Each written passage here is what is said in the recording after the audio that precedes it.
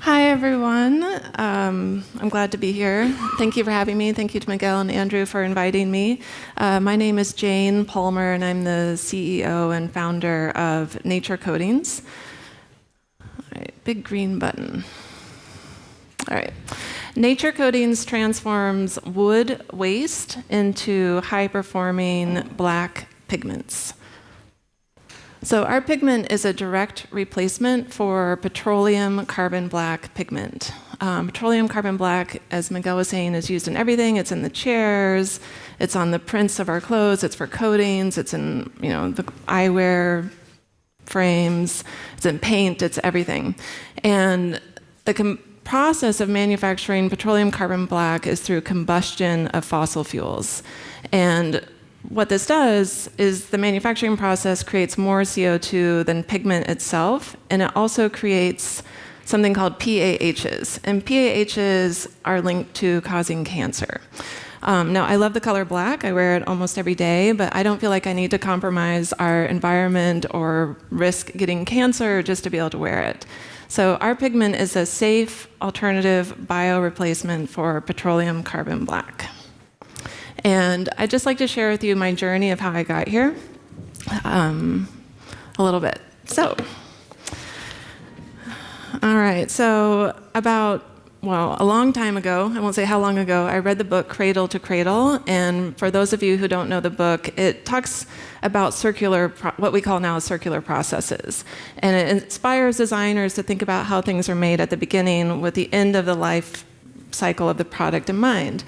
Instead of cradle to grave or cradle to landfill, it's a circular system. And for me, this was an incredibly inspiring book. It inspired me to develop a philosophy that everything I design, I want to bury in my vegetable garden. And it's a really simple concept. Since then, since I read the book, I've started 3 separate businesses, including Nature Coatings.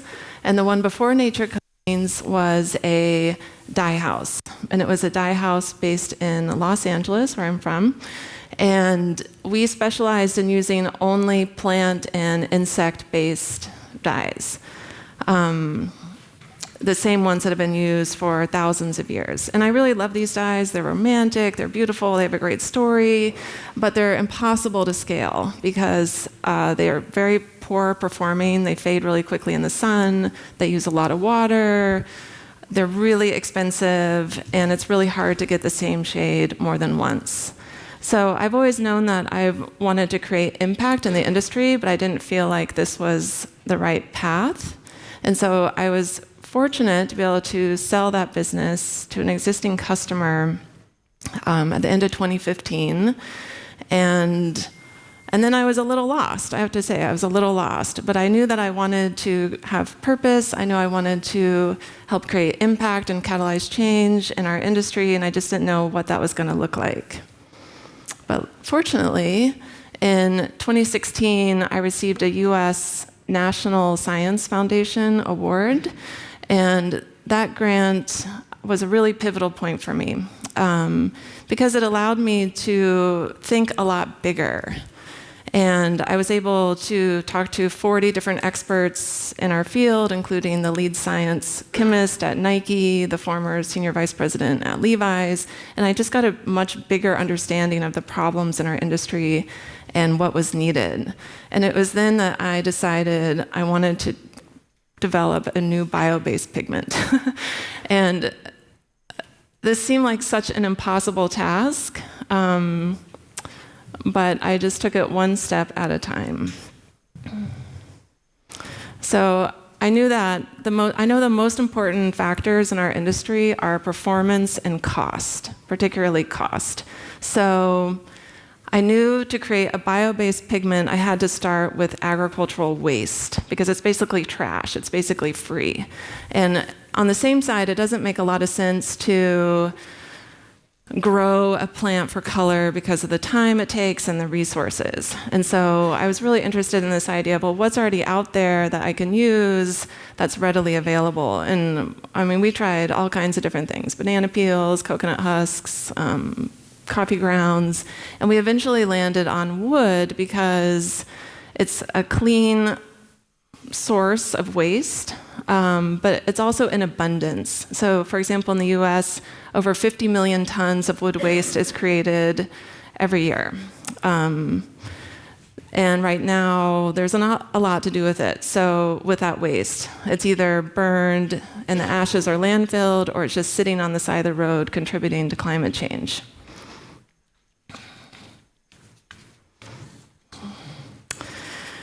So we ended up on wood waste, and we were able to develop a process that could transform that into a black pigment. But once we had the pigment, we realized that we needed to be able to put it into a dispersion or an ink, so that it could be compatible across multiple industries that we were working with. And this was a really long journey. We tried over 1,000 different formulations to get the dispersion right. But once we did, we had it. So now I believe we do have the right product at the right time. Our pigment is a direct replacement for petroleum carbon black. It's made from wood waste in a closed loop manufacturing system, so it does not emit any measurable CO2, unlike petroleum carbon black. And also it contains 90 to 100% less PAHs.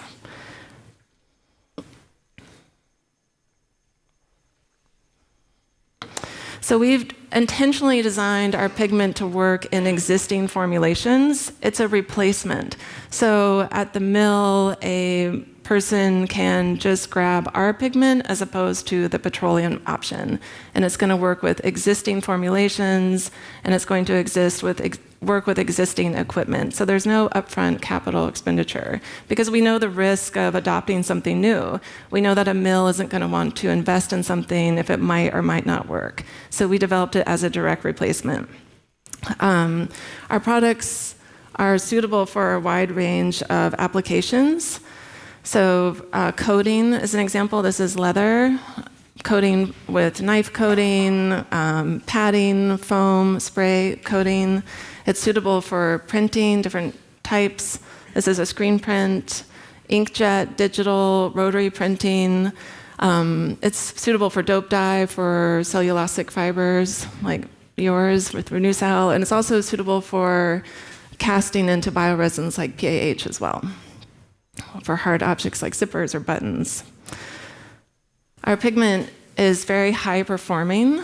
It doesn't fade in the sun, has a very high tint strength, so you can use less of it to achieve a color black. And it doesn't lean towards a brown or a bronze color. I'm sure everybody's had something black that's faded to an ugly color, and ours doesn't do that. So our first product was for screen printing, and that was a really great place for us to start because we're in LA and there's a lot of screen printing places there. And we're really excited to say that we're going to be entering the market with a high fashion brand. I can't say which one yet, but in early 2020. So our first products will be on the shelf with them in March.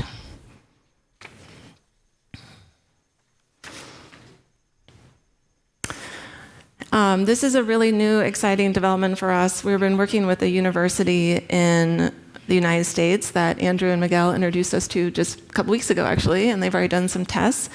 It's a foam coating, it's a foam pigment coating for warp yarns for denim. So they've developed a foam coating process and equipment for indigo to reduce water and chemical use, but they tried it with our pigment, and it worked really well. So this is a really exciting development because it can immensely cut down water use for dyeing black denim. It can immensely reduce chemical use. And then I think what's potentially really exciting about the creative side is that most black denim is dyed with sulfur dyes, and it's hard to do washdown effects that are similar to indigo. But since our pigment is a pigment, I think it'll allow for really interesting opportunities for washdown effects.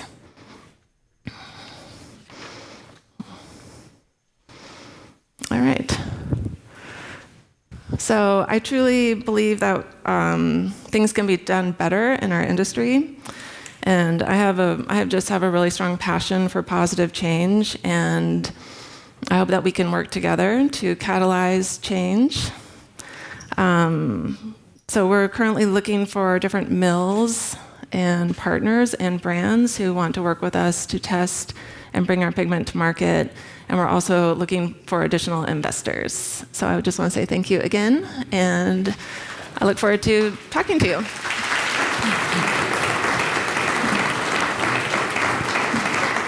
Thanks. Any questions for Jane? Yeah. If you want to stand, and we'll bring you a mic, and we'll follow our protocol, since we never have any. Hi. Hi. I was wondering... Can you tell us your name and your company? Thanks. My name is Shevan. I'm from the Breda, from here in the Netherlands. I was wondering, do you have any idea about the fading of your pigment in terms of washing?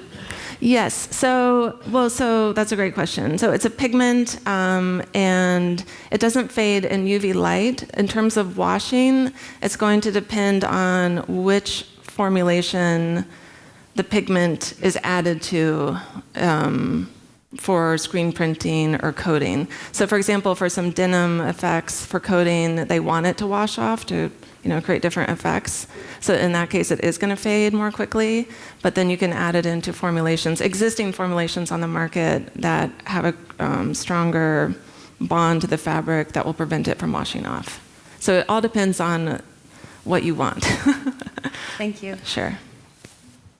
There's a question in the far right. Hello, everybody. I'm Sebastian, firma Hugo Boss, Germany. One question. This pigment is possible to mix with another pigments? Yes. It's so CMYK for digital, or if you want to blend it into other coating formulations with other pigments or screen printing to darken a red or something, is compatible. All right. Thank you. Yeah. Somebody in the front row. Hi, I'm Frederik from Pret a Fret. I have a question. Could you also use it as a dyeing, or did I not understand it correctly? So it's not a dye, it's a pigment. Yeah. And the difference is that dyes are soluble in water and pigments are insoluble. So our pigment is suitable for things like coating, printing,